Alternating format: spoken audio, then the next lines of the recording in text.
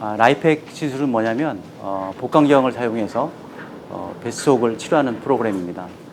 약물을 뱃속에 넣어서 복막 전이암을 치료하는 프로그램인데, 일반적으로 상온에서 하는 게 아니라 온도를 43도까지 올려서 고열로 뱃속의 암을 치료하는 프로그램입니다. 대부분 이 치료는 개복해서 이루어지는데 저희는 이것을 복강경으로 하고 있습니다. 이것은 이제 복막암이나 복막 전이암을 치료하는 프로그램인데, 복막에서 생기는 암 또는 다른 장기에서 복막으로 전이된 암을 치료하는 것입니다. 그 암은 위암이나 대장암, 난소암, 기타 여러 가지 복막으로 전이되는 거의 모든 암을 치료할 수가 있습니다. 보통 이제 복막 전이가 되었다고 하면은 이제 수술하지 않는데, 이 경우는 이제 이런 치료로 치료를 할 수가 있는데요. 이 라이팩의 치료는 크게 두 가지 목적이 있습니다. 첫 번째 목적은 뭐냐면, 암이 복막으로 전이가 돼서 장기를 절제할 수 없을 때, 이 수술을 통해서 뱃속에 있는 복막 전이를 이제 해결해 주면 장기를 절제할 수 있거든요. 그래서 위암이나 대장암, 난소암을 근본적으로 다 수술하기 전에 이 치료를 통해서 뱃속의 암을 없애기 위해서 하는 게 하나의 첫 번째 방법이고요. 두 번째 목적은 뭐냐면, 복수가 너무 많아서 복수를 빼도 자꾸 생기는 분들이 있거든요. 복수를 조절하기 위해서 굉장히 탁월한 효과가 있습니다. 복수를 조절하기 위해서 이 라이팩을 하게 됩니다.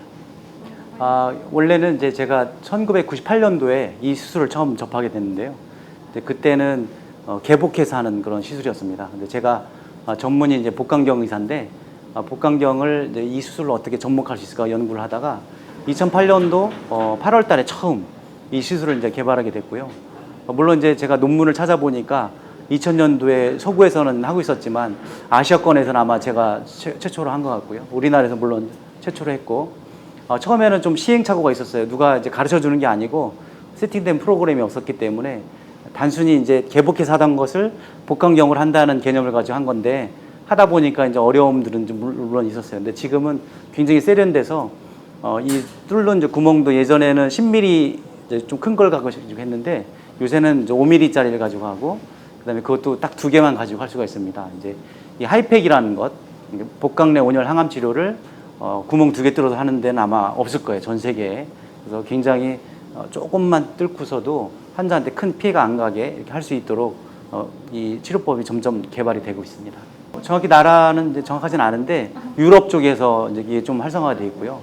최근에는 미국에서도 할 수 있고 하고 있고, 2017년에 MD 앤더슨에서도 제가 하는 똑같은 시술을 통해서 논문을 낸 것을 제가 보았습니다. 그래서 아직 활성화가 전 세계적으로 활성화가 많이 돼 있지는 않은데, 앞으로는 이게 미니멀리 인베시브 서저리라고 해서 최소 침습 시술이라 하거든요. 이런 시술이 이제 점차 늘어나는 추세이기 때문에 제가 전망하기로는 앞으로는 이런 시술이 더 많이 늘어날 것으로 기대하고 있습니다.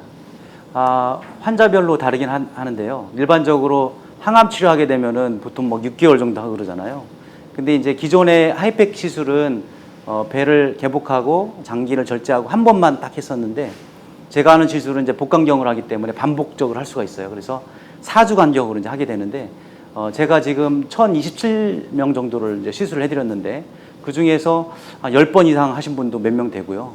많이 할 때는 10번까지 하지만 대개는 2번 내지 3번을 하게 되고, 언제 이것을 관두느냐, 뱃속의 복막암이 다 없어졌을 때 그때까지 이제 하게 됩니다. 그리고 어떤 경우는 하는 과정 중에 더 이렇게 심해지는 경우가 있어요. 근데 그때도 이제 시술을 중단하게 되죠. 되게 못하는 경우 세 가지가 있는데요. 첫 번째는 뭐냐면은 배에 가스가 많이 차가지고 카메라를 집어넣을 수 없을 때는 이제 못하게 됩니다. 그리고 두 번째는 배가 딱딱해서 가스를 넣더라도 배가 불어오르지 않을 때는 못하고요. 세 번째는 아까 말했지만 정신 상태가 안 좋을 때, 환자의 상태가 안 좋으면 당연히 못하게 되는데요.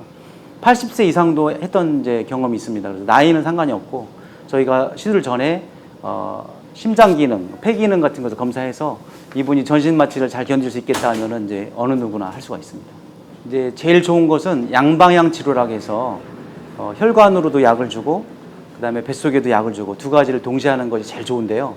환자분에 따라 적당한 항암제가 없든지 아니면 항암 치료는 안 하겠다는 분들이 있어요. 근데 그런 분들은 뱃속만 하기도 합니다. 근데 일반적으로는 전신항암하고 복강내항암 치료를 같이 하는 것이 제일 좋죠. 네, 고맙습니다. 스파스파. 감사합니다. 감사합니다. 감사합니다.